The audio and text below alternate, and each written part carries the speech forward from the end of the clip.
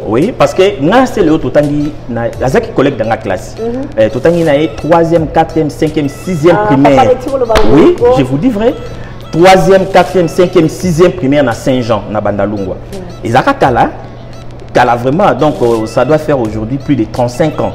Vers les années 85, plus de 35, près de 35 ans. Totangi na 3e, 4e, 5e, 6e. Wana Fali Yazaki est certifié na biso. Yazaki tom sous na 4e, fallait Yazaki na 5e. Yazaki na 5e. Toi tu passer 5e, fallait passer 6e. Tom sous tu passer 6e, fallait à passer à déjà qui déjà na 6e.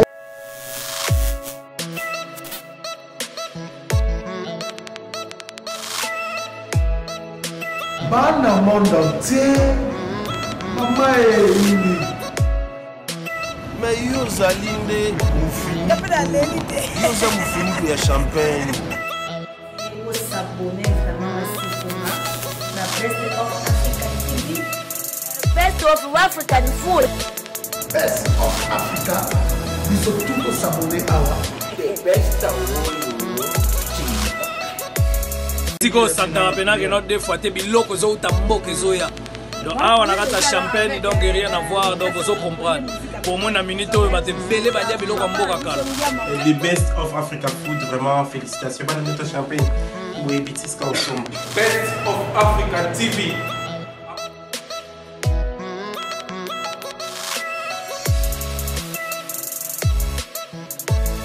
Pas Lisa Loboko. Maman Lisa Loboko. Lisette Loboko référence.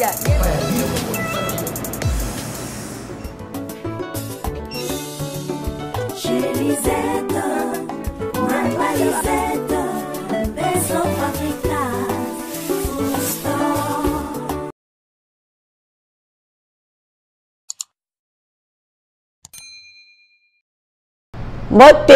Mbote na balandi nyonso ya émission na biso ya Great Reflection ba ono so mesala omona Maman Lisette bo sepela na ye en tout cas ngaye yo na yesu na ba ndako na bino na ba télévision na bino ko sepelesa bino ko pesa bino esengo surtout que na période ozo ya confinement to bi ke ba papa na ba maman baza na ndako ba ko tala biso na ngonga oyo yango to pesi bino to tombeli bino pokwela mu to pe mokolo malamu ezo dépendre na air oyo to pe na mboka oyo bozali. Alors na jour na mokolo lelo vraiment ba ndeko na ye susu to kabola mu ngonga kitoko ya lisolo lokwa to vai na bandako to tala émission za éducative yango na kosenga bino bandeko bo kata émission te bo la na biso tina suka na boke binoso po to kolobela oza ya mutu ya kitoko oyo ezali ko tikala ba archive na ba na biso na ba génération future na biso na ba koko ba kokolo na biso ba ya otala ba émission oyo ba omona histoire oyo to beta lelo kasi leo na eli bino rubrique moko ya sika mikolo yo na lobi to lobela makambo ya oyo tali Congo commune to bandi na otoponi commune oyo sala makelele na yebike na Congo to na 24 communes na pardon na Congo te na capitale na Kinshasa to na 24 communes mais le to poni moko oyo ningisaka mokili oyo tiaka makelele lelo to kolobela commune wana lelo yango na sengi bino ba mama na ba papa bo s'abonner pe massivement na chaîne na biso bo s'abonner ebele makasi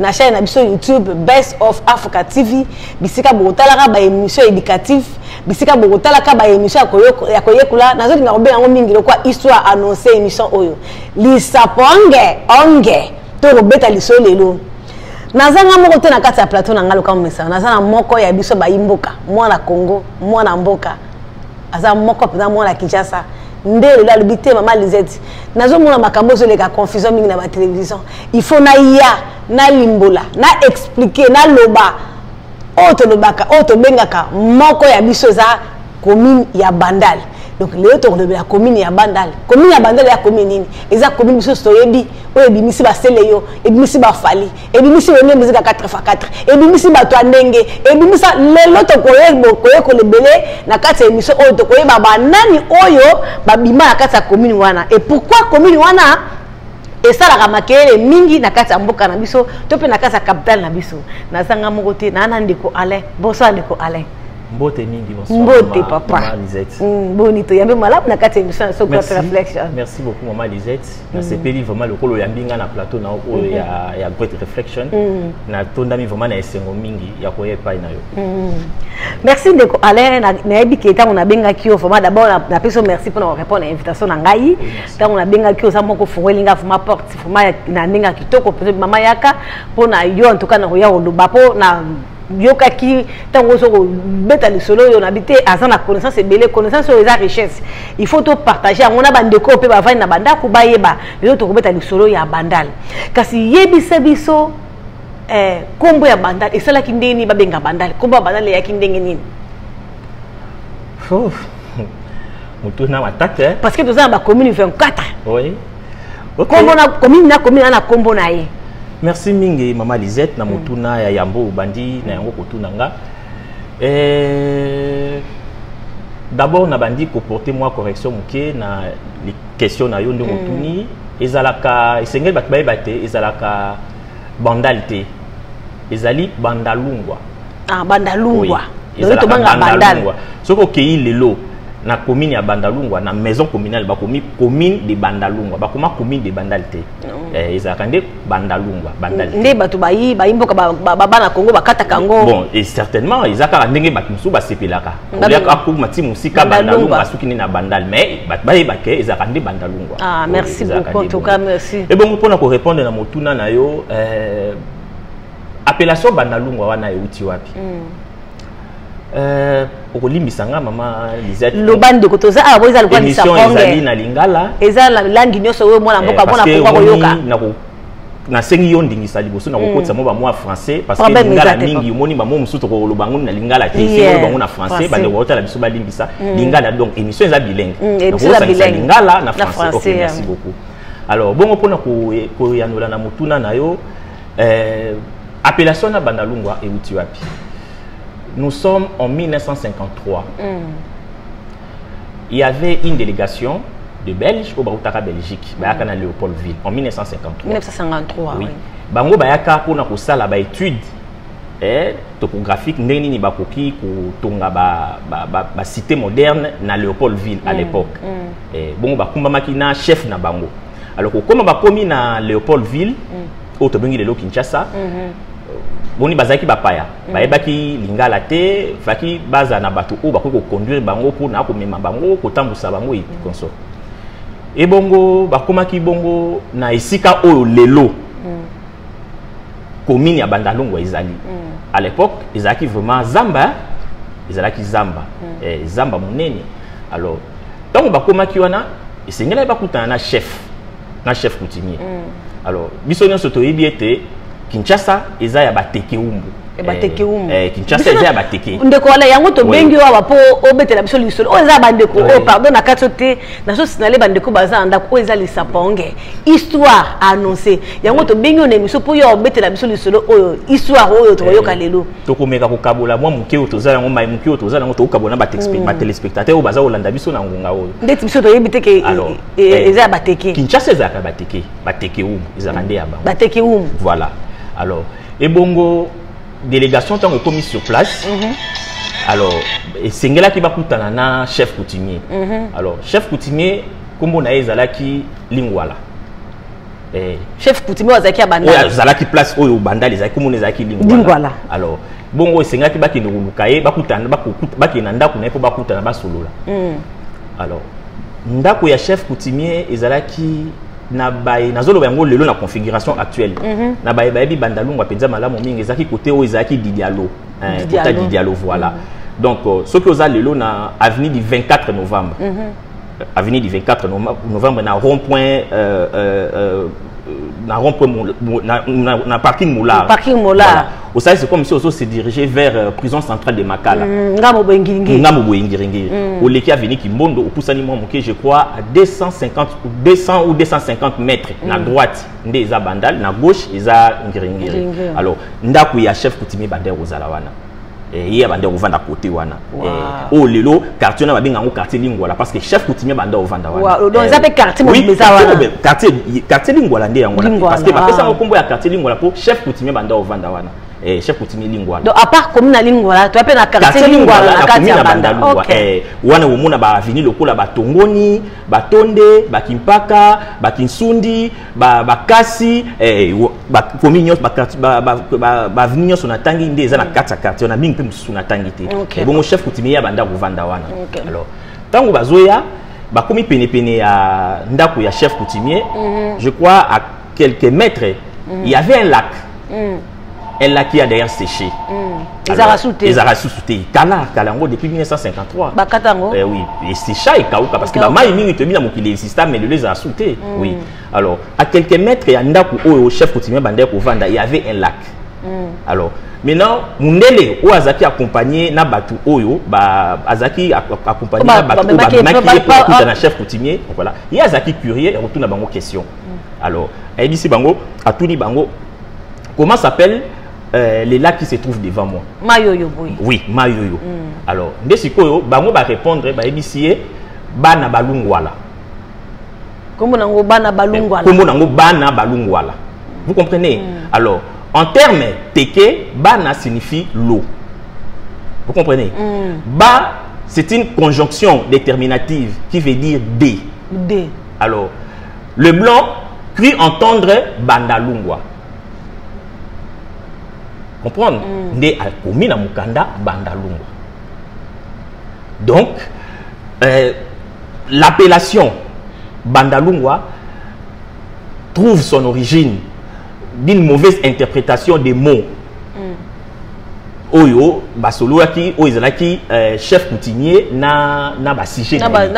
Voilà, o ba compagnie qui est. Donc, il y a une origine, il y a un bandalungwa place utaki. Ah bon, en tout cas, histoire annoncée.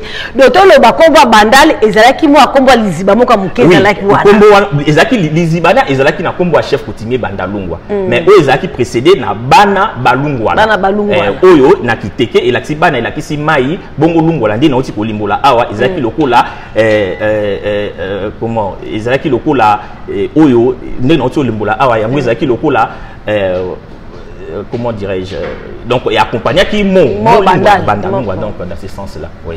Ah tout cas ne quoi tout c'est peli makasi vraiment donc ceux qui ba baraté comme bandal les wuta ndenge ni ya ngwa to lobi kitu za vidéo yoza mona commune ya Kinshasa mona commune ya Matete mona commune ya Lemba yonga commune ya Lemba nde passe batambaye babimaka kitu za vito zela mutu pa ko pesa so origine na signification ya komba commune nae boyoki ndenge nde ko ala lobi biso no solani lelo ngape na yebakate donc to so connaissance on a bino na biso to sale miso to kabula lisolo oyo histoire annoncée bandal komba bandal euta wapi e komara ndenge nini bapesa ngo komba bandal donc ba o ba yebakate mai wato mai yango pe malheureusement e salaka susute yango ndeza ki kombo ya bandal.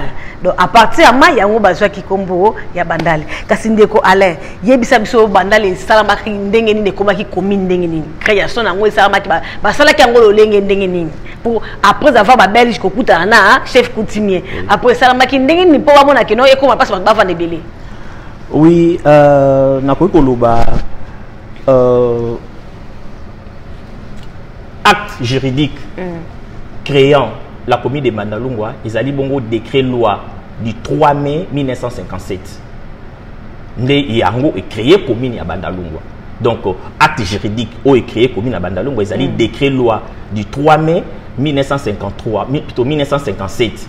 1957, il y a créé commune à Bandalungwa. Ils ont signé na gouverneur général à l'époque, ils ont M. Bomans. Oui, ils ont gouverneur général, il y a gouverneur général au gouverner Congo à l'époque. Ils ont des bongo. Voilà, c'est quoi avant indépendance, hein? Oui, avant indépendance. Oui, avant indépendance. Bongo. Le gouverneur Azaki congolais? Non, non, Azaki belge. Azaki belge. Oui, Azaki belge. Bongo Sikoyo, commune ya Bandalungwa et bandi kotonga makan. Donc commune à Bandalungwa bandi kotonga na 1954. 1954. 6 ans avant indépendance. 6 ans avant indépendance. Ndé yango ba travaux à construction ya commune à Bandalungwa bandi na 1954. Wow. Bongo quartier à Yambo ezaki nini? Quartier à Yambo oyo ya commune à Bandalungwa o batonga ki liboso ezalaki quartier bo babengaki Max Horn.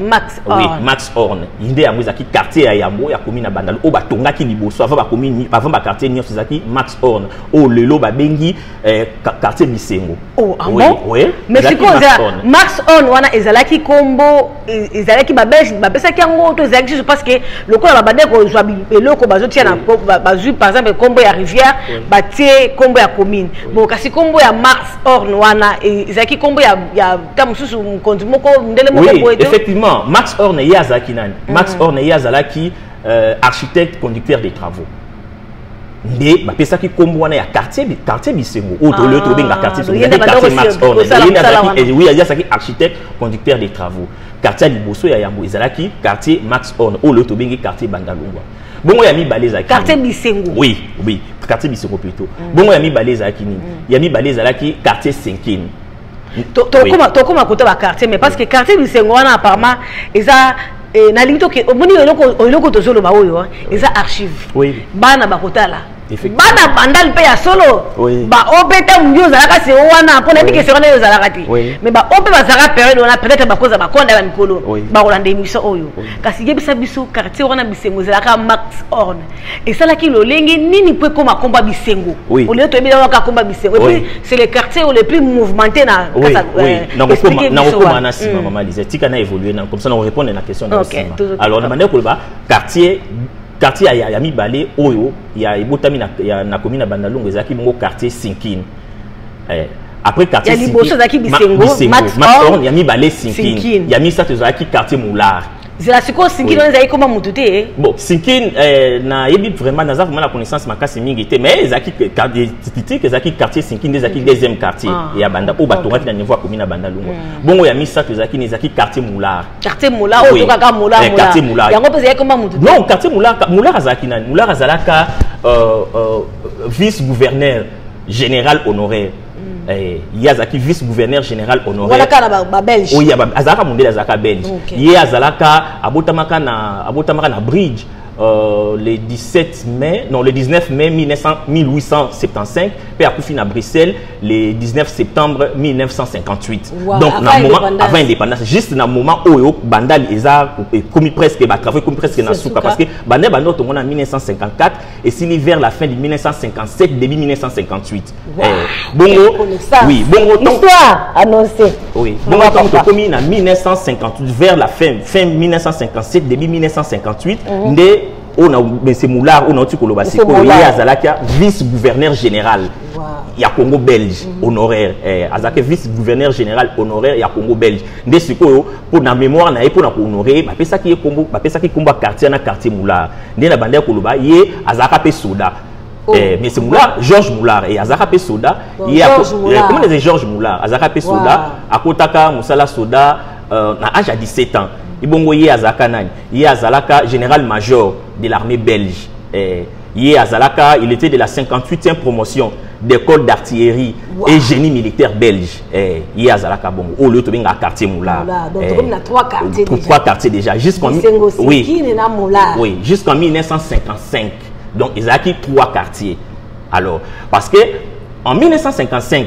Roi Baudouin azaka na Congo belge à l'époque nde sikoyo tango ayaka na moment wana na période wana ezalaki que non apprenaki que non il y a des quartiers où bazotonga na niveau à Léopoldville ye ayaka effectué une descente na commune à Bandalungwa on ezaki kandi na otolo babo ezaki 3 quartiers Max Horn Sinkine na Moulard o ese tonga maki mais entre temps ba travaux bande ko se poursuivre ye ayaka c'était au cours d'une cérémonie officielle à remetaka ba clé aux premiers occupants batu ya Yambo o bazora ba ndako na ba quartier na misato o ezisaki déjà apesaki bango ba clé bazaki ba congolais to ba belge non bazaki ba congolais o bazora ba ndako oui ils ba congolais oui pour la plupart ezaka ba pour la plupart ezalaka ba papa na biso bando travailler na fonction publique à l'époque mingi ezaka ba o bande ko travailler na Otraco oyo ba oui Otraco et komaka Onatra oui ezaka ba o bande ko travailler na Itexco au bande ko travailler na poste colonial belge à l'époque et puis zaka au bazaki ko travailler na enseignant bangonde pour la plupart bangonde bazora bandako mingi ya quartier oui nde bangonde ya liboso nde bangonde bazora bandako na quartier na ba quartier wana nyonso et par après commune et aussi là et au tonga quartier nyonso pour le autres na 8 quartiers ba tonga quartier nyonso et bongo nani à l'époque mutazalaka administrateur territorial izaka monsieur Los il azaka bongo mondele azaka belge il azaka premier administrateur territorial ya Bandalungwa et il a dirigé à Bandalungwa entre 1955 jusqu'en 1956 parce que en 1957 il y a eu les premières élections municipales au Congo belge, oui, à l'issue desquelles, paix à son âme, le président fait Joseph Kasavubu, il a Bongo élu premier bourgmestre de la commune à Dendal, au le lot à Kasavubu. Oui, il y a élu, oui, à l'issue des élections en 1957, le président Kasavubu Abimaka, bourgmestre, premier bourgmestre élu, il y a commune à Kasavubu. Oh lolo commune à Dendal au loto benga Kasavu bongo biso na banda les akanani les alaka papa Oscar Ngoma yenda zalaki le tout premier bourgmestre élu à commune à Bandalungwa les alaka papa Oscar Ngoma oh lolo pesa kombo ya terrain Ngoma où ils a terrain côté ya école 5 Cassien na quartier Lingwala et puis tu pesa ngo pe ko ba pesa sous kombo ya EPD Ngoma où ils ali bongo voilà au to benga laïque na quartier Bisengo donc Azaki congolais oui Azaki congolais il azalaki muyombe et puis na je crois na ngiringiri mutabimaka izalaka Diomi Ndongala les pères papa oui parce que ils aka Diomi Ndongala les pères kasi na kala mupenze ezalaka papa Pindi bango nyonso bazaka na bata abako parce que abako ezalaka un grand parti politique na tango wana pe yango pe oui pe yango pe ebimisa de ba bourgmestre ebele donc rôle ba ke bango nde ba gagnaka élection ba élection wana mokonzi ya liboso na mokonzi le président Michel Liboso Kasavu bazaki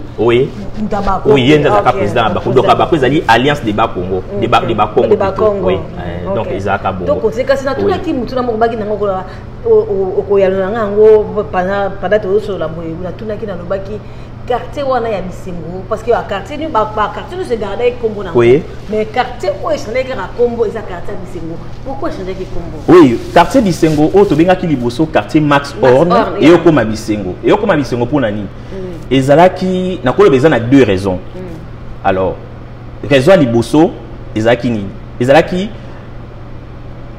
quartier oyo ekotaki mai na courant liboso na ba quartier nyonso oui oui quartier wana tant ti batongi bongo oui ezakite quartier ya Yambo oui quartier ya Yambo oyo ekotaki mai na courant ezaki quartier Max Horn oyo to benga Bisengo oui yango wana donc ezaki quartier oyo ezaki privilège ya kokota mai na courant liboso et bongo raison mosusu ezali ni raison mosusu ezaki tango bazotonga quartier Bisengo il y avait quelques particularités na quartier wana o na quartier musu ezalaki te bon ba particularité ngo ezalaki ni omoni ça papa histoire avancée na pas ça bien pour ça histoire bon ça tellement bien je crois que réalisateur na biso flo on peut ça c'est pour la pour azo yo capoto c'est ba solo te papa pendant la biso histoire annoncée ezalaki ni ezalaki omoni tango ba otonga Bandalungwa et aki c'est que na plutôt ba otonga quartier Bisengo ba prévoya ki eloko ba ngi ba bloc commercial alors oui na kata quartier Bisengo ezaki ba bloc commercial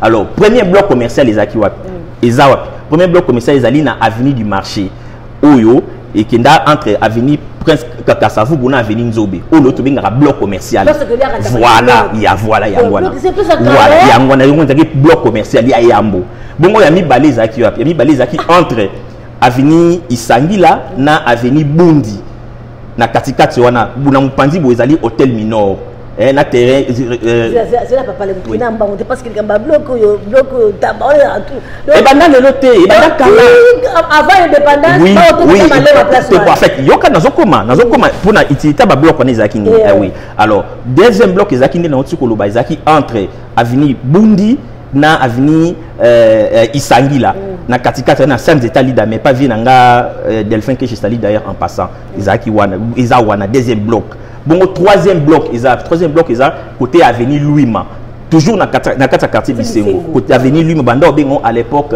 Libre Zaïre voilà banda bengo Libre Zaïre wana ezaki troisième bloc alors bon sikoyo ba bloc wana ezaki ni ba bloc wana ezalaki na moment moko boye tango banda les signes ba nyonso ba koti ezaki ba papa na biso banda ko sala na fonction publique à l'époque alors oui alors du fait que vendredi Moussala banda aussi la presque 14h30 15h ce qui ba outi Moussala banda ko ya na bisengo opema wana le quoi déjà ko kotaki moi eloka malili ezalaki moi en musique bande ko yoka musique à l'époque ezaki ba musique ya ba grand calais ba musique ba papa na biso wendo kolosoy bande ko lia moi quelque chose voilà ba vandi wana bazolia quelque chose et tout qu'on na ba bloc wana bon siko ezalaki sur ba komi na ngunga ya 18h 17h30 le titre ba congolais linga moi scope moi il y a moi mungu na munoko tanga accompagner ndo et utande et banda le loté maman Lisette alors merci beaucoup de alors Isaac Sikoyo toyoka bon ça se désabonner et puis bon s'abonner massivement pour ils sont abozara na the best Isaac Sikoyo so qui to komi 18h à partir de 18h 18h30 19h au moins ba papa na ba komi kozonga ba komi ko regagner ba quartier na bango respectif siko ba papa na biso ya bisengo o banda ko komena bango elongo ba roisa bango ke no a bozonga na mawa biso totikali na bisengo na mawa pola ni place ba kei pour ezate au moins bango pe bazuba bino botika na bisengo na bino biso tokei na mawa na biso et puis tant banda ko regagner ba quartier na bango banda ko komena ba demeure na bango ba mama banda to na bango musale sili 14h sili depuis 15h bon boya ero pona ni o to uti na bisengo. Vous avez quoi des places et puis du fait que ezaki premier quartier oyo ezaki na mai na courant ba mama nyonso na banda otoka mai na bisengo vous avez pas ba ba ketoko otoka mai na bisengo toko otoka mai na bisengo donc yango moni kombo wana bisengo ezwa en plaire ti dans le lot itikala bongo ezaki bongo max on et kundama ekuma le lot bisengo ekenda bongo oui quelle histoire de bana banda c'est très profitable pour na bino c'est le scram fallait pas on a mwana ndale ya solo bozoka histoire alors scram na bisque na bi que c'est le scram pour aller en contredire papa est-ce que mais yo ba génération ni na kata bandale oh otanga la bango parmi ba star ba bima parmi ba artiste ba bima na tozo na biso na création bandale mais moi ba génération les bandale oh yo ba ina bango parce que yo mona bandale nda solo prinza mona bandale te ko ngana te yo ya mona bandale prinza solo. Bon, na génération d'anga na koloba na tangi na ba musicien lelo oyo ba bimi na tangi na bandal na tangi na Céléo. Oui, que je salue d'ailleurs en passant. C'est parce que moi quand la vidéo on ça vidéo on te capte bon, c'est le donc on a la banque place vraiment bouquet parce que loko e film ça c'est le bon, e film ça c'est trop fort hein. Mais Sankara c'est la c'est le passe na TV. C'est le on te capte quoi. En tout cas ya Shankara ginga le bata yo saka to puta yo le papa da c'est le papa pardon et c'est moi mais l'équipe militaire ça peut passer le to kuta na ma ka ça c'est une vérité parce que courant pe la raté pour la ka la c'est bon pétrole a teka ko kinga ngala en tout cas na yebi te pe na limité. Oh. Oui, parce que nga c'est le totangi na azaki collègue dans la classe. Totangi na 3e, 4e, 5e, 6e primaire. Oui, je vous dis vrai. 3e, 4e, 5e, 6e primaire na Saint-Jean na Bandalungwa. Et Zaka Kala vraiment donc ça doit faire aujourd'hui plus de 35 ans vers les années 85 plus de 35 près de 35 ans. Totangi na 3e, 4e, 5e, 6e. Wana Fali Yazaki est scientifique na biso. Yazaki tombe sur na 4e, fallait Yazaki na 5e. Yazaki na 5e. Toi tu passer 5e, fallait passer 6e. Tombe sur tu passer 6e, fallait à passer à déjà que déjà na cycle d'orientation. Donc il malem to ko makota suka. Le tout ba Fali na c'est l'école moko. Oui, école moko Saint-Jean. Ah bon? Oui. Dans Saint-Jean, na Bandal. Donc ya Shankara tu ko sa biso c'est la teka pétrole té. Pour c'est Léo Sankara le coup ayo que ça rasé le passe na TV. Abo abenga ya Shankara teka pétrole. Yo to la moi classe ba Sankara ya ba c'est le yo ça c'est vérité. Et puis to sinale ba to na biso to na ka États-Unis d'Amérique na ville la biso ya Champagne et so botu pourquoi tu me la liboso Bandal c'est parce que bana commune ya Bandal baza ebelé awa en tout cas la profiter na occasion ya ko pesa bana Bandal nyonso baza a pour la famille ça na moni ata omoni était sonné pas bako bengi big boss parti sabu Chico Samu lumière toute la famille Samu en tout cas na ale muchu mola ale muchu na mo ditambo ki tangolo oya apesa biso explication ya commune na yo ki tango za vide na tiki ma ki to vide pona na posa mona lemba ya mwana onga mwana matete aya donc émission za open pona bino nyonso. Et puis, on a profité de l'occasion de faire tout le monde va publier dans bango, aux a maison d'habillement na yo, aux a business social à la États-Unis d'Amérique. Partout dans le monde, vous pouvez contacter biso, tout ça vraiment open, tout report va publier na yo et vous s'abonner massivement na Best of Africa TV.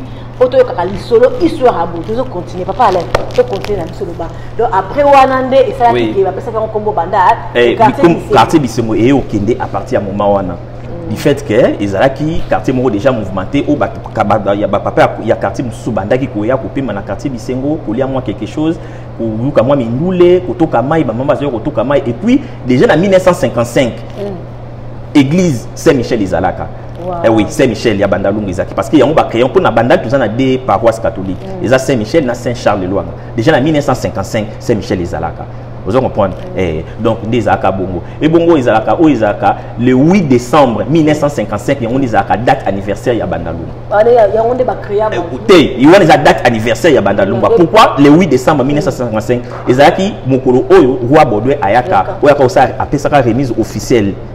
Aux premiers occupants le 8 décembre 1955. À l'époque, il y avait encore 3 quartiers. Avant que le quartier Moussoussou et Fongwamati, vers la fin des années 1957, début 1958, Isaac Andebo. Le quartier, il y a Mikolo et Misatouana. Isaac Andebo. Merci beaucoup pour papa la connaissance pour histoire annoncée. Bon, quand tu vas dans les districts. Bandalungwa ezwami na district ya Funa. Ezwami na district ya Funa parce que na ville ya Kinshasa tous avons 4 districts. Tous na district ya Changu, district ya Moamba, district ya Funa na district ya Lukunga. Sikoyo biye Bandal azwami na district ya plutôt district ya Funa.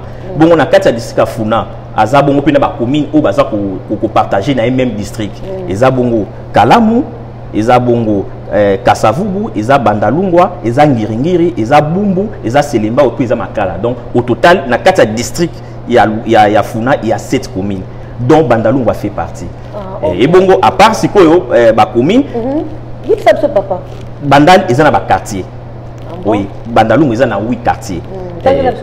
Bandalungwa, ils ont 8 quartiers. Ils ont bongo na quartier Lubudi, ils ont bongo na quartier Bisengo ou Zakibongo Max Horn, Ezabongo na quartier Sinkin, Ezabongo na quartier Makelele, Ezana quartier Lingwala, Ezana quartier Adoula, Ezana quartier Moulard.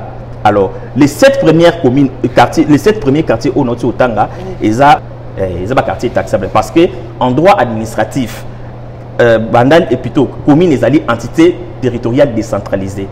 Donc de ces faits, Azana autonomie de gestion. Notamment dans le domaine notamment la finance. Donc, agent, il y a commune, salaka, descendre sur le terrain, qui ont ça recouvrement.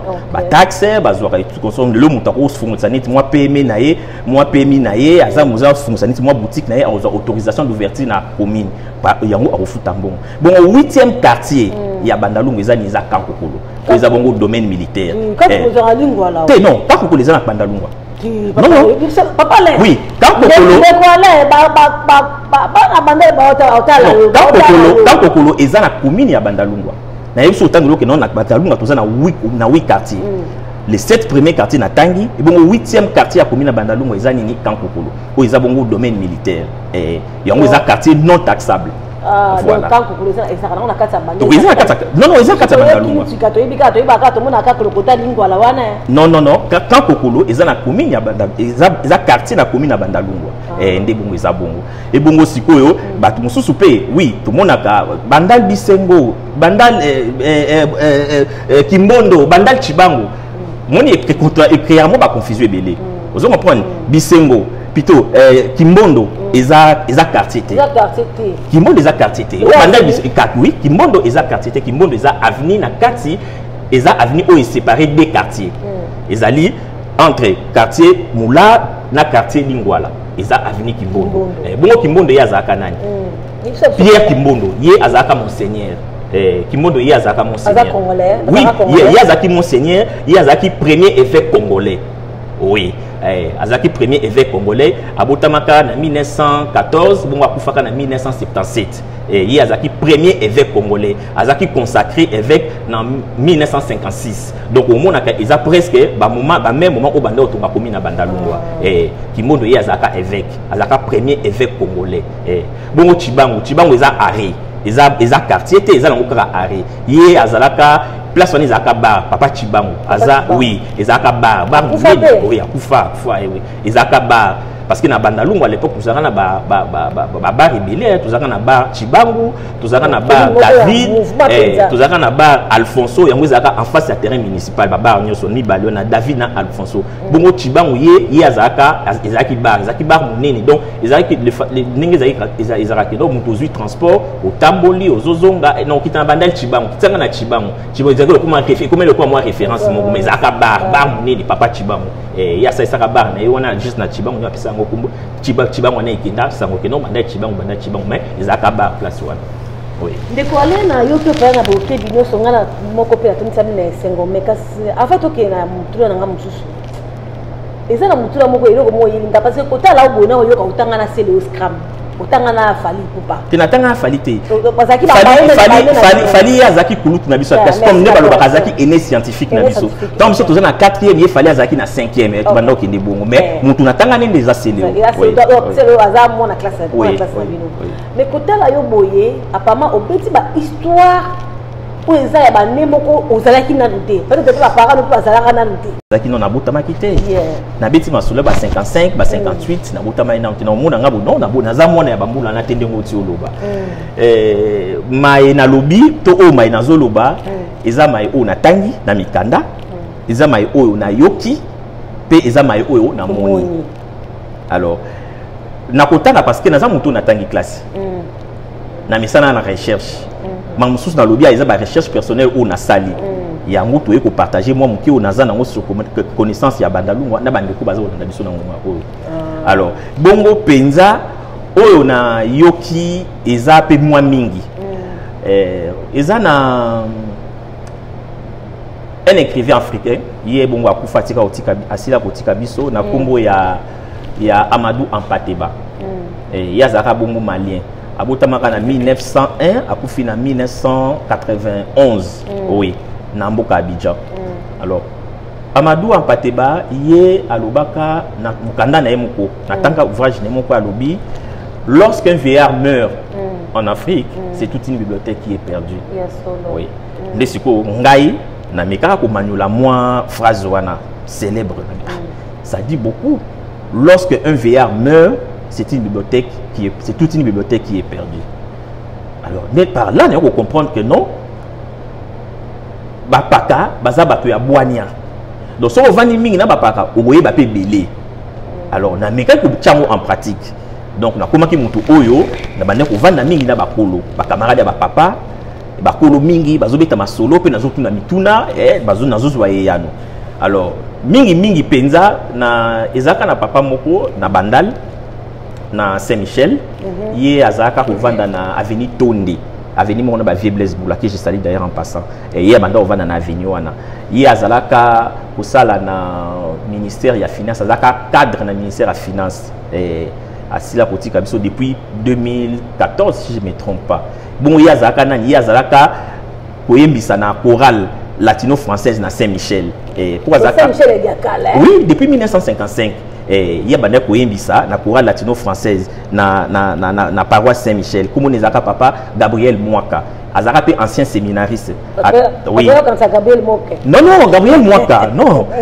Azaka ancien séminariste. Il y a tanga na petit séminaire de Batakiela na Mayombe dans le Bas Congo. Il y a tanga kuna.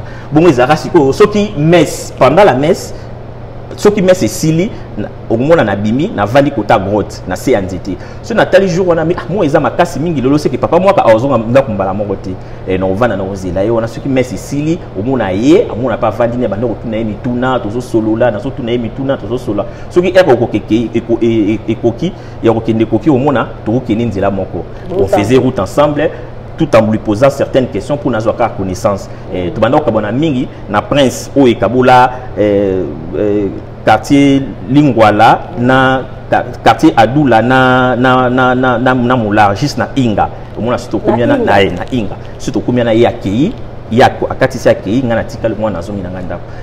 Et puis na grand frère nanga Viezindo na Bandalungu que je salue d'ailleurs en passant.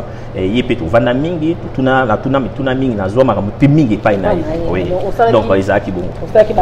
Mais ndeko ale kasi sikoyo buntu na ba commune to na 24 communes na Tchassa. mais combo ya bandal et puis tout le monde et puis bandal baby comment étouffé parce que mutu nyo ça linga va kaka na bandal et ça pour quartier bise modèle de la bandal kuna et nous on est ça là to est-ce que bandal nengi yo yeli bandal nengi zalemi et ça puis na bato mayele bato classe peut tanga mabia na bandal pour ça na bandal au botamina je crois que vous contredisez au botamina bandal au kon na bandal à part bandal vous na solution commune non nga avati na commune souté donc ndongo tsoloba na botamina bandal na kon na bandal na évolue na bandal kolongwa nga Kinshasa na bandal tina ndenge na évolue na fa na commune pourquoi bato balinga bandal ko kiva na bandal bon on a des musiciens na bato ndenge na ndenge bandal bon comment disait tout moni question vraiment isa mutuya makasi mingi. Alors, moi, je le loso qui Batouming va s'intéresser à Bandal. Cela est dû du fait que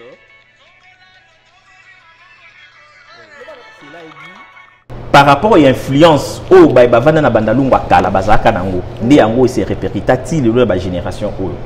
Alors, le lot Batou Bazwaka commune à Bandalungwa plus na angle moko, plus na connotation moko, mingi ya musique. Alors, dans le but que les musiciens sont intellectuels, non. Parmi les musiciens, nous avons aussi beaucoup d'intellectuels dans les musiciens. Mais, l'influence au Batu Yambo, Bavana Bandal, au Bazaka Nango, Yango s'est répercuté dans la génération haute aux Anango Lelo. Maman disait, Bandalungu vandi Batu Abouana Mingi. Beaucoup d'intellectuels vandi Baleki na Bandalungu. Alors, dans le temps le fait par Réchal Mobutu, il y a Vana Bandalungu.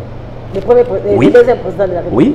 Il est venu par Sénéti le haut derrière na Bandalungwa. Na venu Kimbondo, ni na Otoloba, venu Kimbondo. Je crois deuxième bloc et comment les lots Idemo, Union des Mobutistes, siège à Idemo. Maréchal Mobutu va na Bandalungwa. Oui. Papa Nabiso Cyril Adoula ou Azalaka premier ministre na Congo. Avant na Bandalungwa. Tozana ba papa Kamita. Lumumba ngaki pas ministre monsieur. Lumumba Zaki premier ministre. Cyril Adoula Azaka premier ministre à Congo entre les années 61 à 64. Oui, Azaka premier ministre. Alors, Papa Kamita Toumassamba, avant la Bandalungwa, oui, Pierre Moulele, ou Azalaka ministre de l'éducation, il y a gouvernement Lumumba. Avant la Bandalungwa, tu vas à Papa Boula, ou Papa Yaba Blaise Boula. Il y a au cadre à l'époque, oui, oui, on va appeler ça comme Moumbimba na Veni Boula, comme Bazana, comme on va appeler ça Veni Boula, oui, oui, oui. Vandana Bandalungwa, oui, alors Tozana général Massiala, ou Azaka Bongo Neve et Afrique président Kassavubu. Vandana Bandalungwa. Donc Baza Ebele Olo Sunabani autant à la liste vraiment elle est très longue. Donc Baza Ebele au Bavana Bandalungwa, ba intellectuel Ebele baleke Bavana Bandalungwa. Donc bato genre ya ndenge na ndenge Bavana Bandalungwa. Donc les abomo. Bandal séparé. Maman, Bandal séparé. Bon, bon, Bandal séparé, oui, Bandal séparé. Donc, ça met tout le monde d'accord. Donc, tant que Bandal séparé, quelque part, place aux allées au salut, moi et les moi et l'eau, moi, dans tout. Parce que donc, vous comprenez. Non, mais oui, bah, il prend la binga Bandal séparé. Vous comprenez? Et puis, pour nous, Bandal séparé. Donc, pour nous, Bandal Koulouba, il va y batibili, il va y avoir footballeur. Bakakoko, ancien joueur à Dering, il y a Léopard. Vandana Bandalungwa, Kibonge, ancien joueur avec Club, il y a Léopard. Vandana Bandalungwa.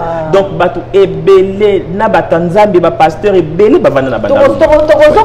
Malheureusement, comme presque na suka émission, mais na succès à l'émission, na retour dans Muduna Oyo, Banani, Baza, Bavare, Bana Bandal. Je crois qu'il faut répondre à l'émission. Deuxième épisode. La première partie, oui, la polémique. Heureusement, la question là, vous répondez à l'autre. Tu dis qu'il y a un débat. Oh, ouais, bandaku. Bon, tu dis qu'il y a un mutuwa na bino banani, baza la vaille, bana bandal. Est-ce que vous avez musique bon chic bon jar 4x4? Et ça, il y a bana vrai bana bandal. Heureusement, on a la deuxième partie. Oh, la première partie, il y a histoire dans annoncée. Tu vas dire que vous avez ça, c'est qu'on a quatre Best of Africa TV. Il y a un série de s'abonner massivement. Dans le kit pour les et c'est la paix historique à Lemba. Pour Lemba, pour comme les intellectuels. Et c'est la historique à Matete. Et c'est la historique à Ngaba. Et c'est la historique à tous les 24 communes. Il y a Kinshasa na kit Oyo. Donc, on a Champagne effectivement basé belé. À ta posant l'état, monsieur, on a vu que qu'on doit pour répondre. oya kolimbolela biso lisolo ya komi na bino papa Alain kasi tokoma koma na suka avant tokoma na suka na biso kozana makambo so koloba to par rapport ya émission par rapport à chaîne YouTube na biso. Oui, donc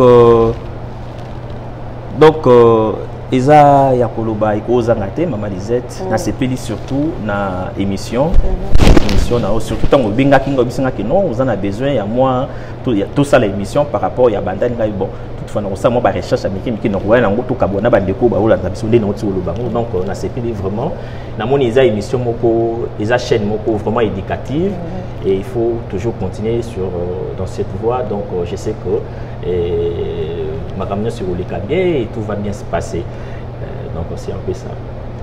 Tolobeki commune ya Bandal na totika au moins temps avant to kata avant to tirer émission na biso ceux qui osana bana ya bana ba vrai Bandal ni tozonga na question wana ba vrai bana Bandal okopesa bango mbote loka baninga botanga na bango ndenge totanga ba sel scrum baninga obusaka na bango na ba bill na ba kala j'ai so okopesa bango et ça bango moi nostalgie na po bakotala biso na kata émission on a dit que ba tebele ba partager et puis ba commentaire botia bozo biso ba réponse na ba commentaire ceux qui autres yo ki za bosolo topé eza bosolo te bozo biso na ba commentaire biso après tout le monde ba commentaire na bino ebele de quoi aller au compte la caméra au fait ça baïa yo ya Bandal pata ba mo bien tout le monde na scène baza ebeli kala mususu na una bosani mususu nazo se rappeler comment il faut sauter mais ndé na lobaki otuna kinga mutuna en passant donc oui natanga na Céléo que je salue d'ailleurs en passant na pesi Yves Mapouya Mbote na pesi Anesi Kizola Mbote na pesi Tony Abambote donc na pesi Vienanga Zindo Mbote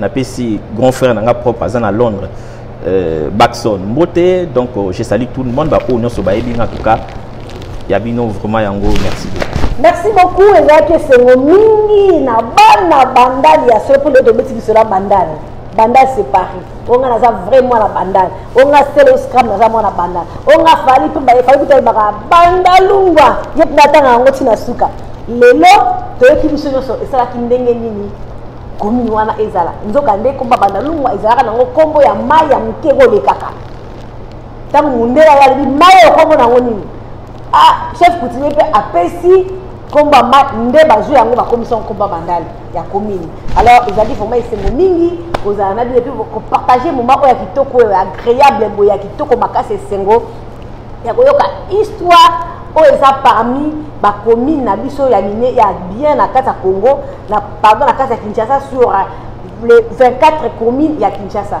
et puis c'est la seule commune où est bousculaka communauté congolaise na biso ozaka ngana za mona Bandal et ngana za Bandal c'est Paris à partir ya Bandal nde ba commune monsieur comment ko lemba c'est boye matete c'est les États-Unis et comment qui à partir ya Bongo les autres là qui vraiment na moko ya bino mona ndal peut-être solo talaka atanga na ba selo scram atanga na ba akalape belé alors to la qui vraiment na temps ya sengo mingi mais ko bossa ta vana sur cette émission na pesa pe ba yanga bana Bandal ya solo bana Bandal po basa na kata ville Champagne mais avant na pesa ba on a pesa bino nyonso bana Bandal bisika bozali ba mote na bino bon partager émission et puis pour s'abonner massivement à la chaîne émission parce que autant na premier épisode donc tu recommande na ba 10e épisode kaka lisolo ya Bandal to beta kaka lisolo ya Bandal to beta biso to kana biso to oh musicien oya sala kinini bandaka nene okaso